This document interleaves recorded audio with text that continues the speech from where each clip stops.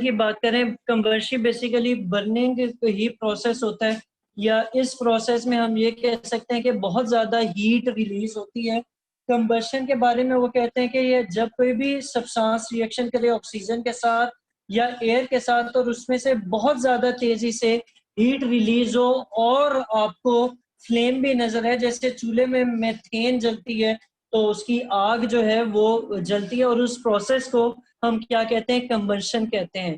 ठीक है, कंबशन का प्रोसेस, अब अगर कंप्लीट कंबशन हो किसकी, अल्केन की, तो वो क्या क्या रिलीज करते हैं, वो कार्बन डाइऑक्साइड, वाटर और हीट रिलीज करता है। और आमतौर पे जो अल्केन्स है, जब आप इनको जलाते हैं तो इनका फ्लेम जो है वो ब्लू कलर का होता है, ऑरेंज या रेड नहीं होता, बल्कि उसका कलर ब्लू कलर होता है। अब आगे उन्होंने इसकी एग्जांपल दी हुई है। एग्जांपल में क्या कहते हैं कि जब CH4 मीथेन को ऑक्सीजन की मौजूदगी में बर्न किया जाए तो क्या होता है, कार्बन डाइऑक्साइड रिलीज होती है, H2O रिलीज होती है और हीट भी रिलीज होती है।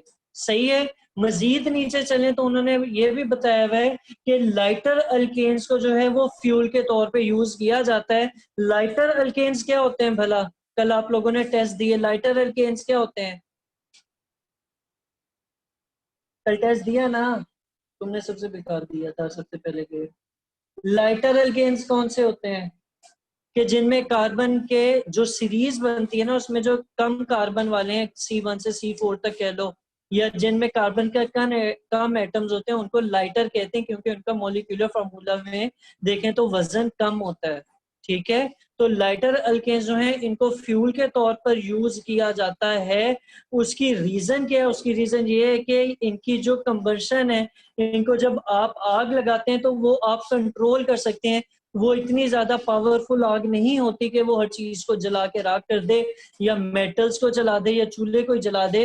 वो इतनी आग होती है कि जिसको आप कंट्रोल कर सकते हैं। और दूसरा ये कि ये कम वजन भी आप यूज करें तो ये बहुत ज्यादा हीट, अमाउंट ऑफ हीट ज्यादा प्रोड्यूस करते हैं। और तीसरा रीजन ये है कि ये एक तो चीप होते हैं और आसानी से अवेलेबल होते हैं। आप जाएंगे तो आपको LPG, CNG और ब्यूटेन, मेथेन वगैरह ये बड़ी आसानी से मिल जाती हैं, और इनको जो है वो फ्यूल के तौर पर यूज किया जाता है। ठीक है, अच्छा फिर आगे चलें तो इनके ये ऊपर वाला जो रिएक्शन है ये कंप्लीट कंबशन का रिएक्शन है। मेरी बात गौर से सुने, मैं कह रहा हूँ कि ये ऊपर वाले रिएक्शन किस चीज का है, कंप्लीट कंबशन का है।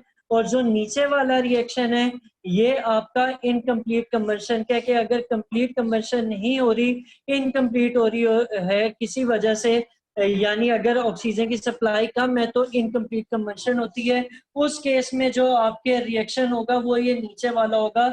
इसमें भी अगर आप गौर करें तो ऊपर वाला और नीचे वाला दोनों के रिएक्टेंट सेम है, लेकिन प्रोडक्ट जो है वो डिफरेंट है। ठीक है, सही है। सही है। अच्छा, तो ऊपर वाले को थोड़ा सा मैं हाईलाइट करता हूँ। इसमें CH4 और O2 मिलके कार्बन डाइऑक्साइड, H2 और हीट निकालते हैं। जो नीचे वाले इसमें CH4 O2 ऑक्सीजन, क्योंकि लिमिटेड क्वांटिटी में कमरा बंद है और हवा कहीं से नहीं आ सकती, ऑक्सीजन इतनी अवेलेबल नहीं है, तो कार्बन मोनोऑक्साइड, कार्बन और H2O निकलती हुई नजर आती है।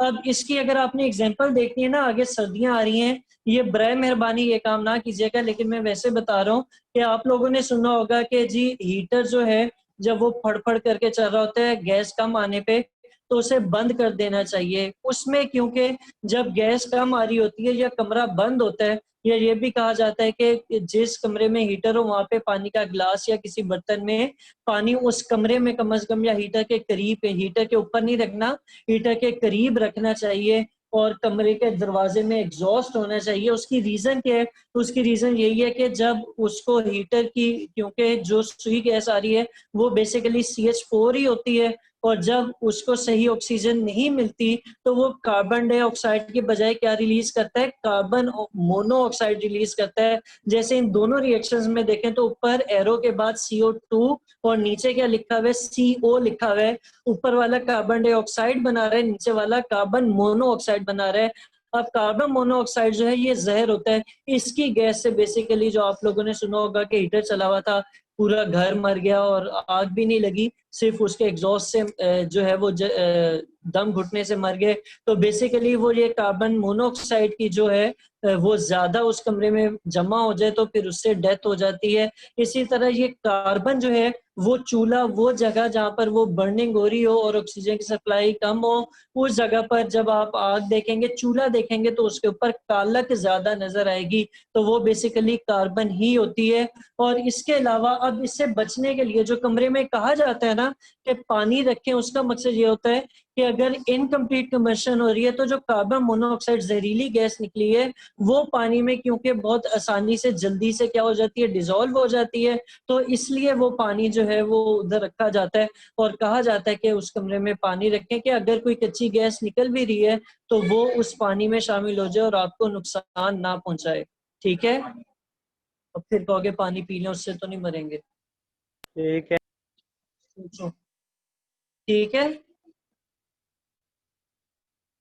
कल आप ठीक है। लोगों को मैं अल्कीन्स की तो केमिकल प्रॉपर्टीज इंशाल्लाह कराऊंगा, लेकिन ये आपने रिएक्शंस भी प्रिपेयर करके आने हैं।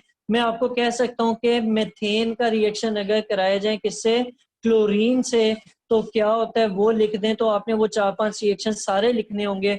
और अगर कहा जाता है कि मेथेन का क्लोरीन के साथ डिफ्यूज सनलाइट में क्या रिएक्शन होता है और डायरेक्ट सनलाइट में क्या होता है, दोनों अलग अलग लिखें तो वो दोनों लिखने पड़ सकते हैं। मैं पूछूं कि किस तरह हेलोजेंस के साथ रिएक्ट करते हैं, तो जो दूसरा पैराग्राफ था ना जो अभी मैंने लिखने के लिए दिया था, नीचे वाला जो था, उसमें वो सब बातें लिखी जा सकती हैं। कहने का मकसद क्या है कि ये जो आज पढ़ा है इसको प्रिपेयर लाजमी कीजिएगा। अभी जो है वो मैं मैथ का 1.1 का टेस्ट लेने लगा हूँ। जो अभी पढ़ा है इसमें कोई मसला है तो मुझे बताएं, कोई जेन्युइन मसला है तो बताएं। नहीं है। ठीक है, जेन्युइन मसला नहीं।